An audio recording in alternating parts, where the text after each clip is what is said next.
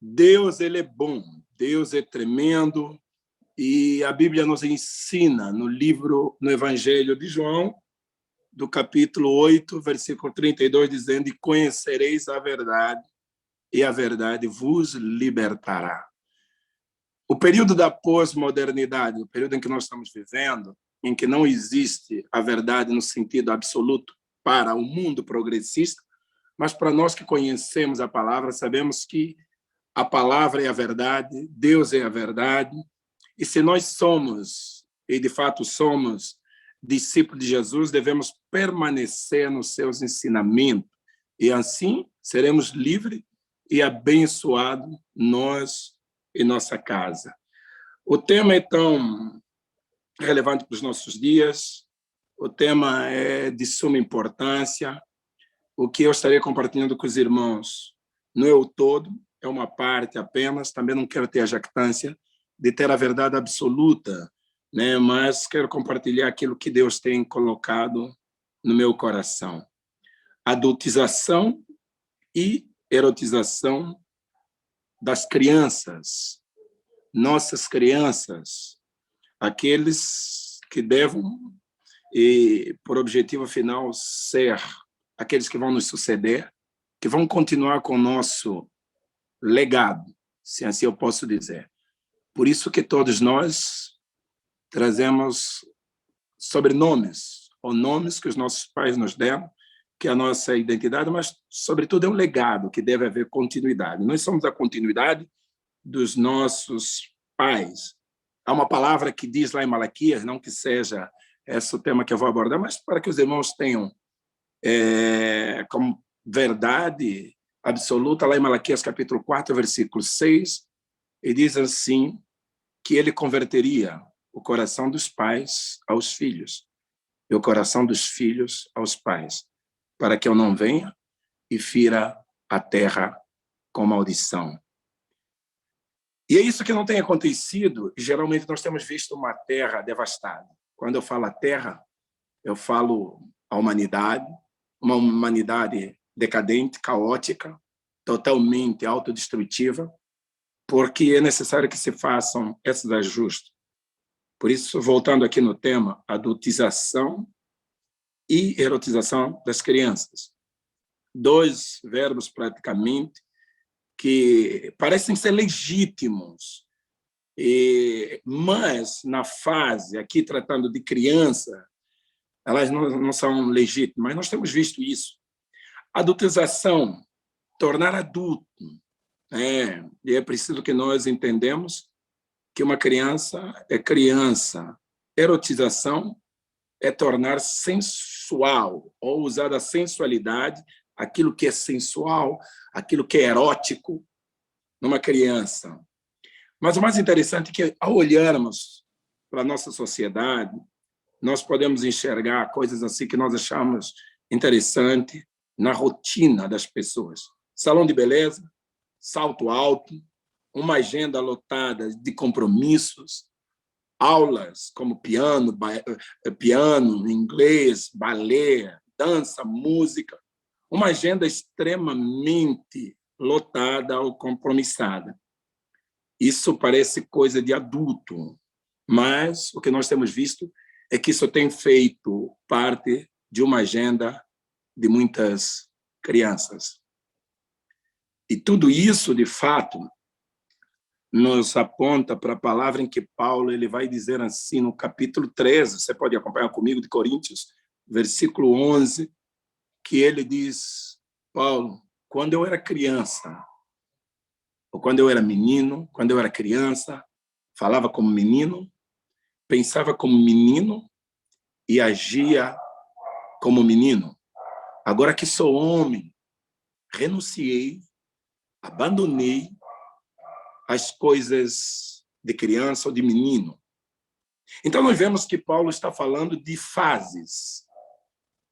Quando, advérbio de tempo, há um tempo, quando eu era criança. E depois ele vai falar, agora que sou homem, abandonei as coisas de menino para se tornar homem. O ser humano, irmãos e irmãs, igreja, o ser humano passa por fases da vida. Quais são essas fases? A infância, que vai gerar adolescência, a adolescência que vai gerar fase adulta. No mínimo, essas 3 fases, todo ser humano deve passar para ser plenamente bem desenvolvido, tanto biologicamente, emocionalmente e espiritualmente. A adultização infantil é a aceleração das fases da vida, sem dar espaço à fase que a criança viva ou deve viver, os períodos da adolescência para chegar até a fase adulta. Há um texto que Davi ele fala muito no livro de Salmos, do capítulo, se não me engano, 37, versículo 25. Ele diz, fui moço, e agora sou velho, ou idoso. Então, nós vemos que Davi está falando de um tempo em que ele foi moço, foi mancebo, foi juvenil, e agora a fase que ele estava vivendo é a fase adulta. Então, quando nós estamos falando primeiro desse tema, adultização infantil, nós estamos falando de acelerar. Como eu disse bem nas minhas introduções,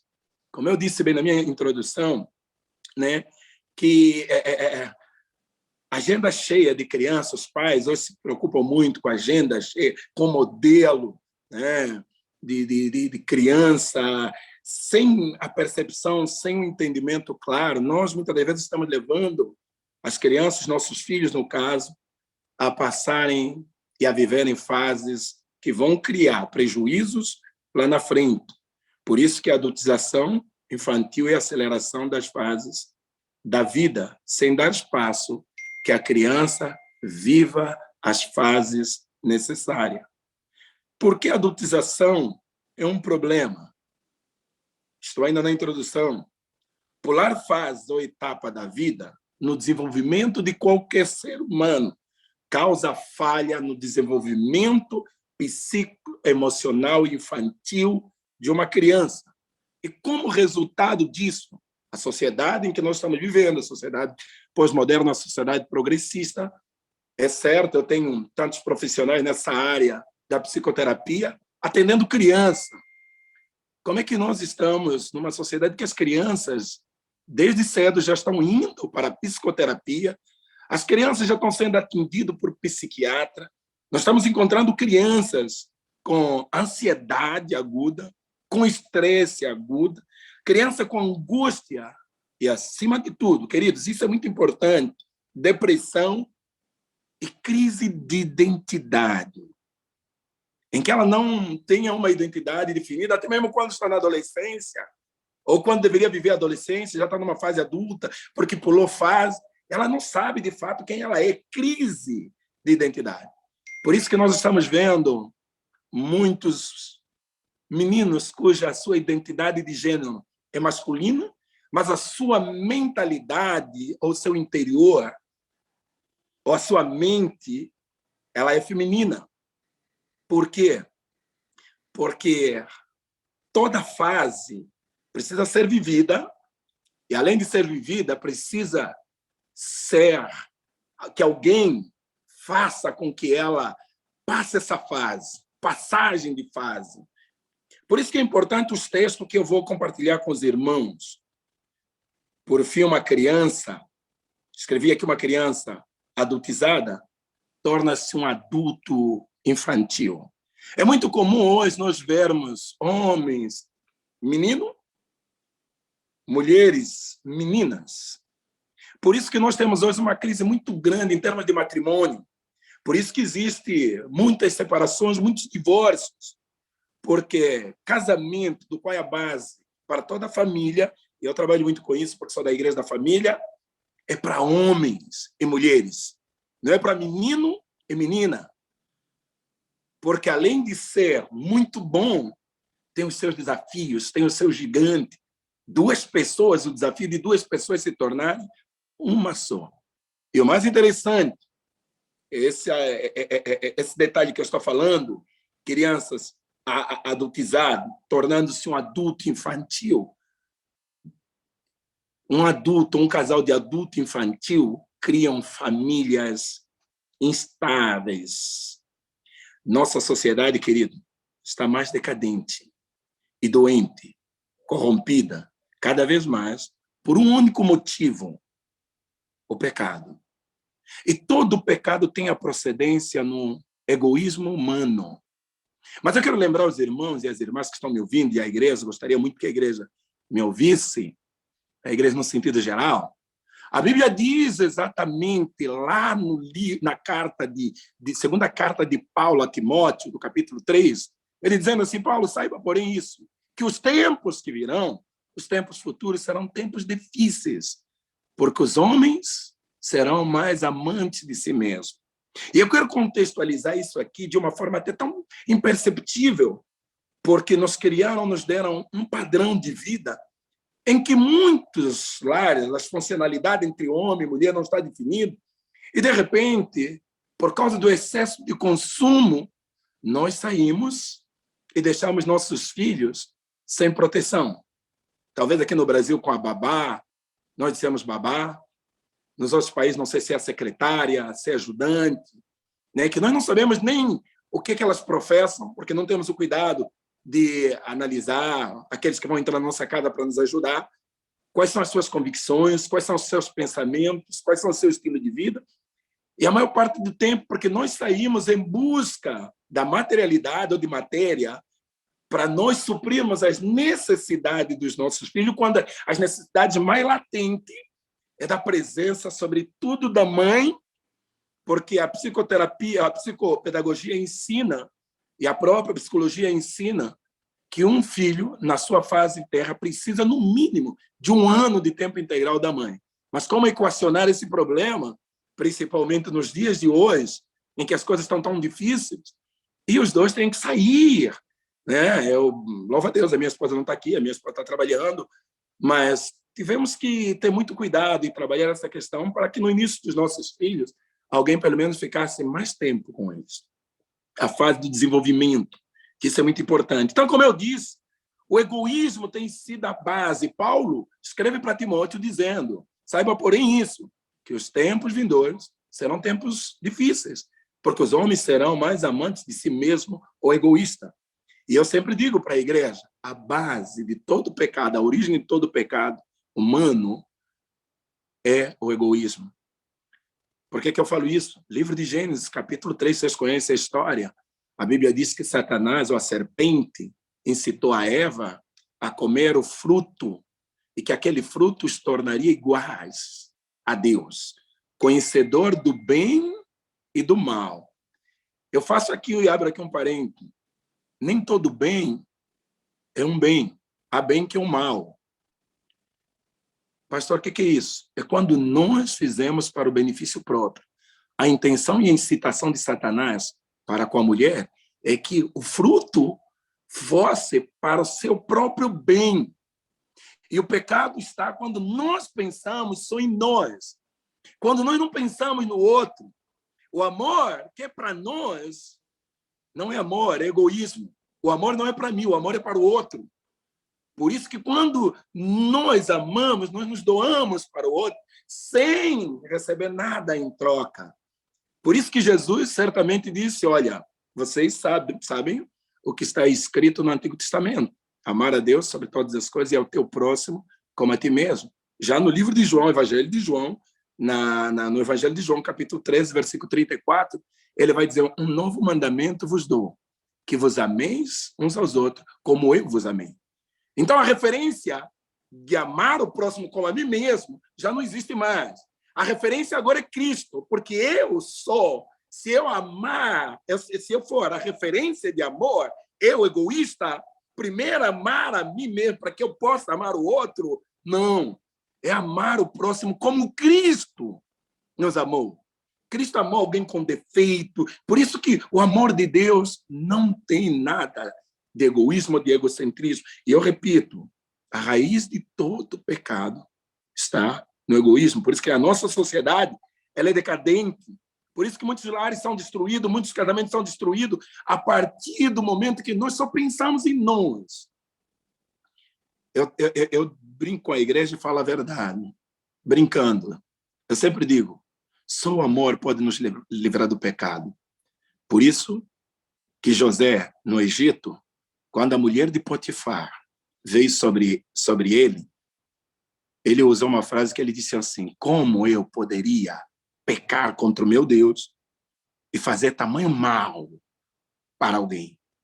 Ele amava Deus sobre todas as coisas e amava Potifar, mesmo sendo jovem, cheio de hormônios, mesmo sendo jovem, estando longe da sua terra, mesmo sendo um jovem belo, bonito, desejável, e diante dele estava uma mulher também desejável, bonita, mas o amor que ele tinha, o amor que José tinha em Deus, como poderia eu pecar contra o meu Deus e fazer tamanho mal para o seu marido?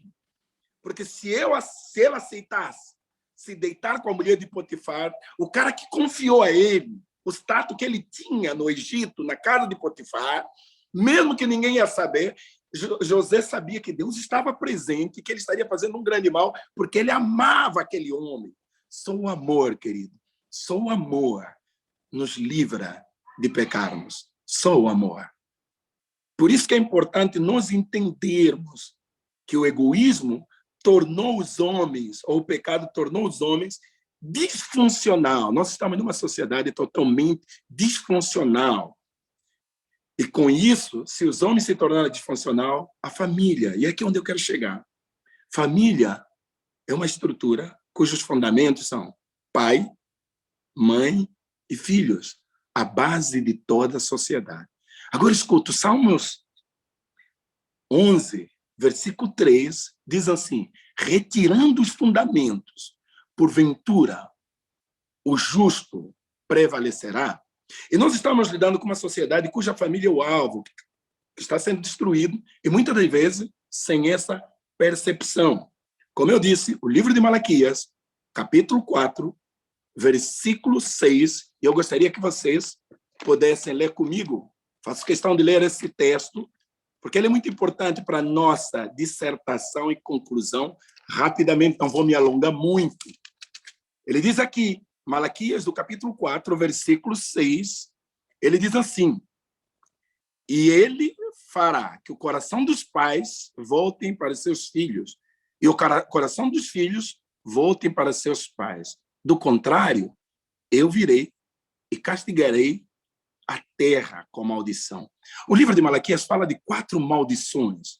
Após o exílio, o povo saindo do cativeiro, o povo de Deus, irmãos, estava debaixo de 4 maldições. E a última das maldições, que Deus anuncia através do profeta Malaquias, pré-anunciando João Batista, a vinda de Cristo, esse que traz a cura, esse que nos liberta, esse que é o Senhor Salvador. Ele alerta exatamente os filhos de Israel, o povo judeu, sobre essa maldição, que era preciso que eles voltassem aos ensinamentos dos patriarcas, aos ensinamentos dos pais, aos ensinamentos daqueles que deixaram os fundamentos. Por isso que eu fiz questão de mencionar o texto de Salmos, capítulo 11, versículo 3, retirando os fundamentos, porventura o justo se sustentará. Deus, desde o início, sempre procurou levantar uma geração curada, uma geração próspera, famílias prósperas, igrejas prósperas. Porém, algumas questões, de forma imperceptível, estão entrando nas nossas famílias, nas nossas igrejas, e eu vou chegar lá sem nós percebermos, aonde as crianças estão sendo adultizadas tão cedo e erotizados ou sensualizados sem que nós percebamos. Presta atenção, ele está dizendo que a última das maldições é a maldição sobre a família, que é necessário que o coração dos pais se voltem, se convertam ao coração dos filhos. É sobre a família. Vou contar rapidamente, aqui na nossa cidade, eu tive a graça de entrar em muitas casas de pessoas muito bem conceituadas diante da sociedade. E uma certa vez, uma moça me procurou, uma dentista, que hoje é minha dentista de toda a família, é uma irmã para mim, toda a sua família, a mãe foi uma mãe para mim. Quando ela me procurou muito abalado, dizendo que eles precisavam de uma intervenção divina, e ela ouviu falar de mim, Eu fui até a casa deles, um casarão, uma casa muito bonita, uma das melhores da nossa cidade, no centro da cidade, piscina no alto. Eu conheci o pai, que hoje é meu amigo, membro da igreja, toda a família. O pai era procurador, hoje é procurador aposentado da cidade. E quando eles me procuram com problema. Seu irmão, um moço muito inteligente, muito capacitado, um advogado, estava totalmente destruído nas drogas. E eles já haviam lutado 19 anos e não conseguiam. Naquele dia, cheguei lá para conversar e o pai era ateu. E eu falando exatamente do processo da cura, de libertação, de internação do filho, o pai chegou, me viu com a Bíblia, me ouviu, olhou para mim e disse assim: pastor, eu não creio na Bíblia. E eu disse para ele: o senhor não precisa crer na Bíblia, porque eu já creio. Deus só precisa que alguém creia, e eu creio. E se eu creio, Deus estará libertando a tua família, o teu filho, através do que eu creio. Por que eu digo isso? Ezequiel capítulo 22, versículo 30, diz: busquei dentre vós um homem que se colocasse na brecha. Não achei nenhum. Interessante que o clamor de Deus é que estava procurando naqueles dias de Ezequiel, porque era um povo que estava sendo roubado, um povo que estava sendo destruído, mas não havia ninguém que se colocasse na brecha, ninguém que intercedesse, ninguém com voz de arauto, assim como vocês estão fazendo, trazendo um tema de tamanha profundidade, de grande relevância para a nossa sociedade, para as nossas famílias e para a nossa igreja, que cura a nossa igreja, porque a família é a base de toda a sociedade, a família é a base da igreja. Igreja forte, igreja cuja família é forte, não disfuncional. E aquele homem me questionando, eu fiz a seguinte pergunta: deixa eu fazer uma pergunta, doutor. O vosso filho adoeceu na sociedade ou adoeceu aqui em casa? Falei: como assim? Falei: doutor, todas as nossas manifestações de violência, de droga, de sexo, tudo é reflexo do nosso adoecimento no sistema. Se o sistema familiar é doente, aqueles que estão sobre esse sistema estarão adoecidos. E a mulher, uma professora muito sábia, uma irmã que Deus a tenha, a dona Áurea, falou: eu estou com o pastor e o pastor está certo. E eu disse: doutor, eu quero lhe dizer uma coisa. O problema não é só vosso, o problema também é nosso. Vocês como família e nós como igreja. Por isso que a igreja foi chamada, e Jesus, quando estabeleceu a sua igreja, lá no livro de Mateus, no capítulo 16, versículo 18, ele diz assim: as portas do inferno não prevalecerão contra a minha igreja. A igreja ainda é e sempre será, enquanto o Espírito Santo estiver na terra, a instituição e a autoridade de Deus para trazer cura através da verdade de Deus. Nunca esqueçam isso. Então, a família como base de toda a sociedade, por isso que a Bíblia está dizendo aqui: antes da vinda de Cristo para o povo de Israel, e para nós também como igreja hoje, ele converterá o coração dos pais para os filhos e o coração dos filhos aos pais, para que ele não venha e fira a terra com maldição. Então, família desajustada é que tem gerado essa situação. No livro de Salmos, capítulo 127, você marca aí rapidamente. Olha, não vou demorar mais que 15 minutos. Me aturem um pouquinho. Livro de Salmos, capítulo 127, versículo 3, diz assim: os filhos são herança, ou em algumas traduções, presente do Senhor. Uma recompensa que ele dá.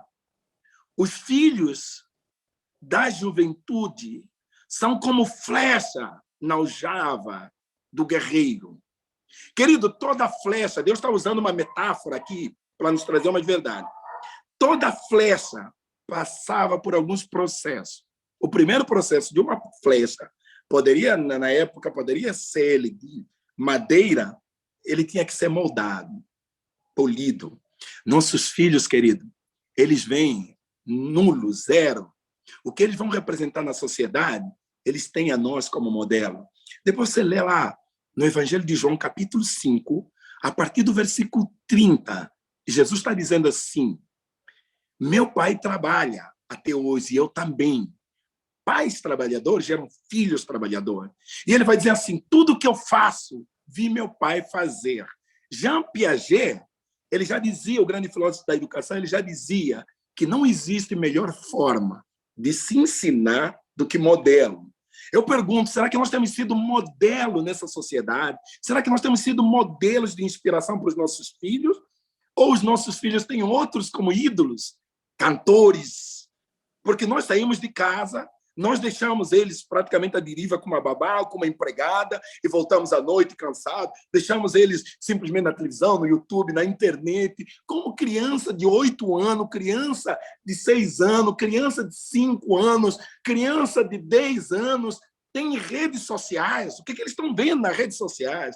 Quem são os modelos? Quem está levando esse processo de torná-los adultos, fazendo essa passagem da fase de infância para a adolescência e da adolescência para a juventude, para a maturidade, juventude? Olha, o sábio Salomão, o grande filósofo Salomão, teólogo, guru judeu, podemos colocar tudo isso aqui, ele já dizia, escreveu para nós no livro de Eclesiastes, capítulo 3, há tempo para todas as coisas. Há tempo de nascer, tempo de morrer. Entre o tempo de nascer e o tempo de morrer, há o tempo da vida, desenvolvimento da vida, que não deveríamos permitir os nossos filhos pular etapa. Como eu disse, fases puladas, prejuízo no desenvolvimento psicoemocional da criança e até espiritual. Geralmente, quando Jesus ele disse, eu e meu pai somos um, o que eu vi, meu pai fazer o que eu faço, eu sou que nem meu pai, quem me vê a mim, vê o pai. A didática geral ensina que 70% do nosso aprendizado é vendo, é modelo, é exemplo. Nossos filhos vão refletir nossos comportamentos. Por isso que é muito importante, quando o salmista está dizendo aqui no Salmo 27, os filhos são presente de Deus.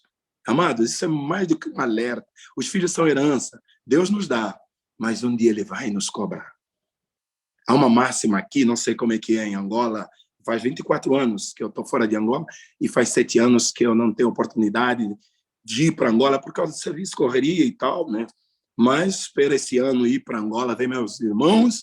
Mas aqui no Brasil, nós falamos muito, nós que trabalhamos com pessoas, que quando você vai para a cadeia, fazer visita na cadeia, você encontra o jovem com o nome de Jesus, Samuel, nome de Pedro, nome de Zacarias, só nome bíblico. E quando você vai buscar informações, a família é família de crentes, crentes evangélicos, pentecostal, e eu fico pensando assim, meu Deus, como pôde?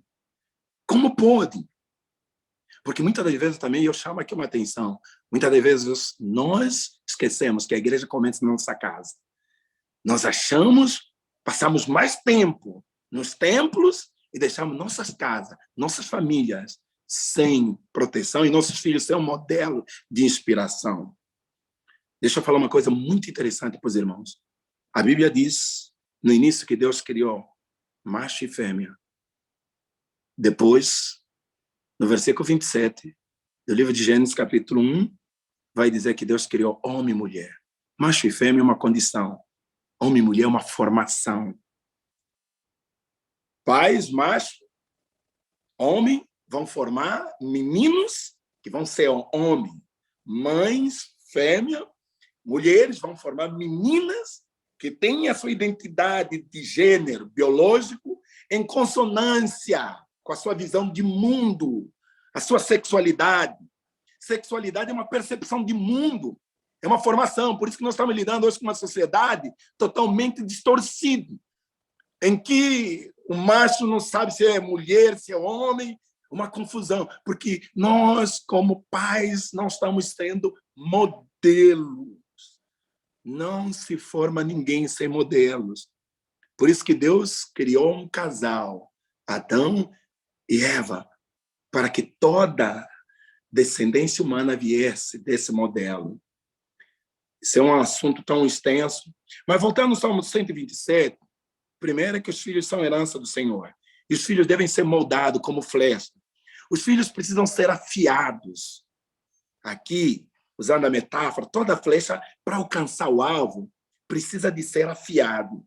Toda flecha precisava ser guardado, proteção. Toda flecha precisava de uma direção. Isso quem dá são os filhos. E Deus, irmãos, quem dá são os pais, perdão. E Deus irá cobrar todos nós como pais. Por isso que eu digo, é preciso que nós entendamos esse processo e destruir todo esse processo de maturidade antecipada ou adultização das crianças e erotização das crianças. Só uma observação aqui. A flecha precisa um alvo. Toda criança, todos os filhos nasceram com propósito. Independente de onde você nasceu, Deus tem um propósito. Independente de onde a criança nasceu, toda alma que vem para esse mundo vem com a bênção de Deus, independente de onde, como, uma alma vem com a bênção de Deus, existe um propósito pelo qual. Por isso que o salmista usa essa metáfora de flecha, porque toda flecha na aljava de um guerreiro o guerreiro sabia que tinha um propósito a ser alcançado. Teu filho, meu filho, nossos filhos têm um propósito, por isso que se torna imperativo discutirmos, trabalharmos nesse assunto sobre a adultização e a erotização das crianças, porque estamos perdendo nossas crianças. Deixa só eu dar um adendo aqui. A Bíblia deixa bem claro que Noé, provavelmente, lá no capítulo 9 de Noé, do verso 20 adiante, uma situação. A Bíblia já não fala da esposa de Noé, provavelmente a esposa já tinha falecido, e Noé, não sabendo lidar com aquela situação, cultivou lá uma vinha, bebeu do seu vinho, ficou embriagado e se colocou nu na casa. Não sei se ele estava enfrentando um luto, uma depressão, provavelmente uma tristeza, para recorrer ao álcool como um ansiolítico, como muitos fazem, para tratar as questões da alma, recorrem ao álcool. E aí teve um filho chamado Cã, o terceiro, que entrou na tenda e viu a nudez do pai. Mas o termo ali, no original, viu a nudez, conheceu a nudez, teve desejo. Não é porque viu a nudez do pai. Ele viu de uma forma a querer inspecionar e saiu de uma forma a difamar, contar para os seus irmãos. E na infelicidade, na ira de Noé, Noé acordou e ouviu o relato dos irmãos, e a Bíblia diz que Noé amaldiçoou, não Cã, Canaã, filho de Cã. E qual foi os maiores pecados na terra de Canaã? Você sabe, está lá em Levítico. Perversidade sexual.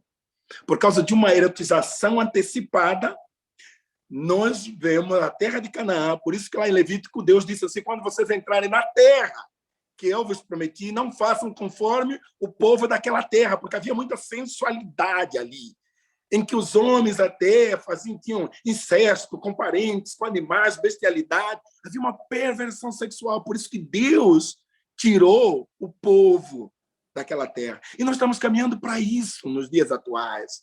A sensualidade, a erotização, a adultização das crianças, onde tudo se vê hoje, a sensualidade, sem perceber, querido, isso está entrando, irmãos, dentro da própria igreja, como o mundo está entrando na igreja. Mas não quero tocar nesse ponto.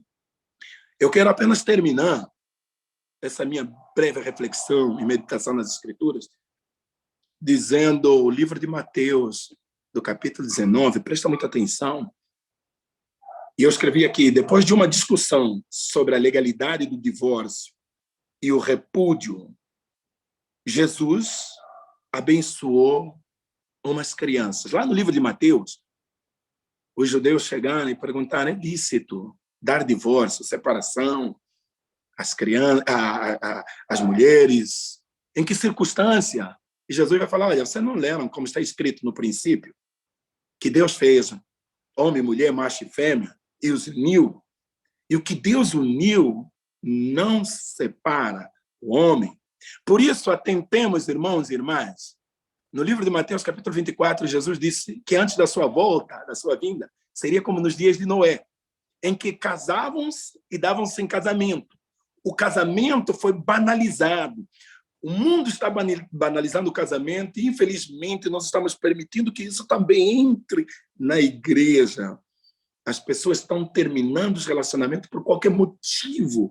E eu repito, como disse no princípio, o egoísmo, porque as pessoas estão pensando, há quem diz assim, eu quero ser feliz, achando que ser feliz é apenas realizando os seus desejos. Não. Felicidade é um estado de mente, é um estado de espírito. Por isso que a Bíblia diz no livro de Salmo, o homem que teme ao Senhor, este é feliz.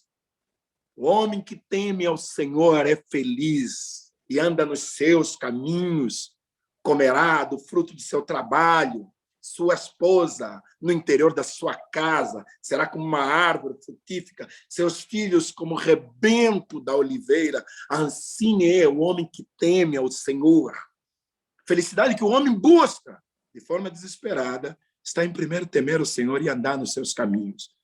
Não no egoísmo, achando que terminando um casamento, casando com uma outra pessoa, não quero aqui legislar nada, só estou fazendo menção que Jesus disse que os últimos dias, um dos sinais seria como nos dias de Noé, em que se davam em casamento e se casavam. Haviam banalizado. O divórcio não era para circunstâncias específicas. O repúdio, então, qualquer pessoa repudiava a sua esposa, principalmente os homens. Se achasse uma mais nova, uma mais bela, deixava sem... Aqui no Brasil, eu não sei se em Angola acontece isso, ou onde a Anália está na Escócia, mas aqui no Brasil acontece muito isso, né? E nós estamos lidando com essas situações. Então, Jesus estava debatendo lá no livro de Mateus, capítulo 19, e ele disse, não, o que Deus uniu não separa o homem. E aí todos acharam que era muito difícil. Depois dele fechar essa conclusão, está lá no versículo 13 do mesmo capítulo, algo que me chamou muito a atenção e que eu compartilho muito com a igreja. E eu quero terminar dando um testemunho, compartilho muito com a igreja. Assim que ele termina essa discussão, diz a Bíblia, alguém trouxe crianças para que Jesus pusesse as mãos sobre elas e orasse em seu favor. Mas os discípulos repreendiam aqueles que as traziam. Jesus, porém, disse, deixem que as crianças venham a mim, não as impeça, pois o reino dos céus pertence aos que são como elas. Então, antes de ir embora, pôs as mãos sobre a cabeça delas e as abençoou. Olha que tremendo. Depois da discussão, depois que Jesus fechou o assunto do divórcio e o repúdio, alguém trouxe um grupo de crianças. Quem eram essas crianças? Provavelmente de lares destruídos. Era muito comum no Oriente Médio que os homens despedissem suas esposas com seus filhos e elas, sem rumo, iam para o deserto ficar isoladas. Aquelas crianças não tinham futuro garantido. Lembra do Salmo 127? Herança do Senhor são os nossos filhos, como flecha na aljava de um guerreiro. Toda criança vem com o propósito de Deus para alcançar um objetivo. Por isso que o pai, ou os pais, é obrigação dos pais protegerem, ensinarem, guardar e dar direção à criança. Paternidade e maternidade é uma bênção de Deus, porque um dia ele vai nos cobrar. E nós, como igreja, temos muito mais essa função. Essas crianças, provavelmente, eram crianças repudiadas. Eram crianças que surgiram de divórcios. Eram como flechas que estavam quebradas. Assim como as crianças que têm sido adultizadas precocemente e erotizadas, com o futuro já, de certa forma, danosa. Jesus, então, disse, deixa vir essas crianças, não impeça, deixa elas serem crianças. E Jesus os abençoou. A palavra bênção é autoridade para prosperar. Por isso que eu digo para você, meu irmão, minha irmã, que está me ouvindo, você que vai me ouvir, abençoa sempre os teus filhos. Coloque a mão sobre a cabeça deles todos os dias e diz para eles, eu te abençoo em nome de Jesus, vocês serão grandes, vocês serão bênçãos, homens e mulheres de relevância na sociedade, profetas, ministros na igreja do Senhor, vocês vão dar continuidade ao nosso legado, vocês vão ir além, vão ir muito mais além. A Bíblia diz aqui no versículo 15, então, antes de ir embora, pôs as mãos sobre a cabeça dela, Jesus, e as abençoou. Por que Jesus abençoou aquelas crianças? Rapidamente, um conselho prático que eu dou. Não exponha a criança ao contexto e ambiente inapropriado. Para as mães que vão sempre nos salões de beleza, nem sempre levam os filhos. Não os coloca em ambiente de internet, como se fosse troféu, como se fosse tão sábio. Aliás, esse jovem, esse homem que eu disse que era grande, grande advogado que entrou nas drogas. A mãe dele confessou para mim e disse assim: pastor, nós antes, qualquer coisa que ele fazia, nós achávamos que ele era um moleque ou um menino tão esperto, tão evoluído. Olha onde veio parar. Precocemente deram a ele a autoridade que não deveriam dar.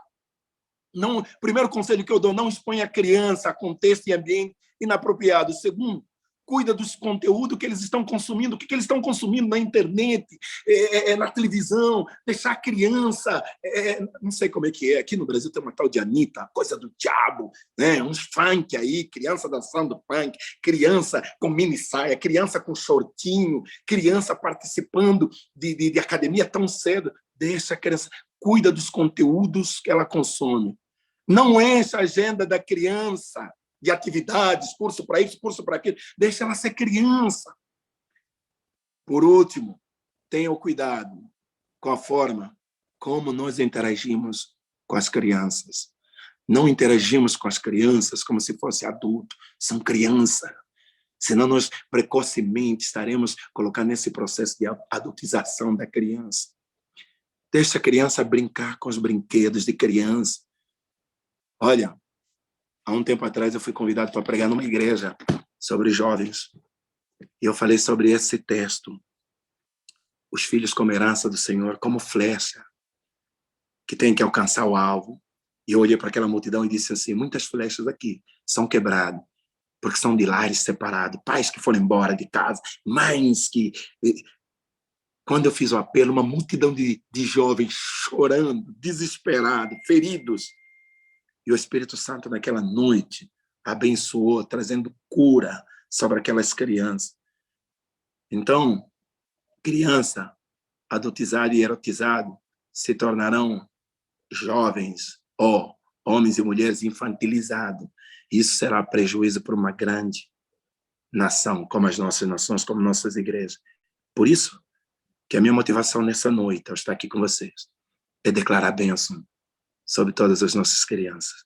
Que Deus continue abençoando a vida de vocês, a casa de vocês, profetizando mesmo em nome de Jesus Cristo a palavra do Senhor crescendo na casa de vocês, curando o ambiente familiar, curando os casamentos, curando os relacionamentos, que nós sejamos modelo para os nossos filhos, que nós façamos com que os nossos filhos vivam em cada fase, que eles façam essa passagem juntamente conosco. São passagens da fase infantil para a fase adolescente, eles precisam. Irmãos, eu posso dizer para os irmãos, a Bíblia diz exatamente, Jesus disse: olha, há eunucos que a si mesmos se castraram por causa do reino de Deus, porque eram pessoas cuja a sua identidade de gênero ou sexual não era compatível com aquilo que eles estavam recebendo do reino de Deus. O que eles fizeram? Se castraram assim para servir o Senhor. Por quê? Porque não conseguiram fazer essa passagem. Há uma passagem, a psicologia ensina isso, que quando nós somos crianças, a Anália está aqui, estou vendo a Anália, provavelmente quando a Anália começou a crescer ainda mocinha, não quis saber de garotos, eu quis andar com menino. Depois começamos a nos despertar os garotos para as garotas e as garotas, mas há aqueles que os pais não dão conta, que precisam fazer essa passagem, porque os pais estão muito ocupados, trabalhando, nunca estão presentes e não conseguem fazer essa passagem e continuam gostando de garota ou pessoas do mesmo sexo. Por isso que nós temos que estar sempre próximo dos nossos filhos, os abençoando, os protegendo, guardando, dando direção, mostrando: é aqui o caminho, vamos aqui. Aliás, a Bíblia diz no livro de Provérbios, capítulo 22, versículo 6, diz assim: ensina o teu filho no caminho, não o caminho. Mostrar o caminho é apontar. Ensinar no caminho é eu ser exemplo, é eu estar sempre no caminho. Se eu quero que ele ore, eu devo ser de oração. Se eu quero que ele vá à igreja, eu devo ser. Se eu quero que eu leia a Bíblia, só primeiro ele se inspira em mim. Então, que Deus abençoe, que Deus guarde, que Deus proteja as nossas crianças. E eu abençoo a casa de vocês, em nome do Senhor Jesus Cristo. Que a casa de vocês seja um manancial de bênção e que os filhos de vocês se tornarão adultos, abençoados, temente a Deus e servindo ao Senhor. Muito obrigado e que Deus abençoe.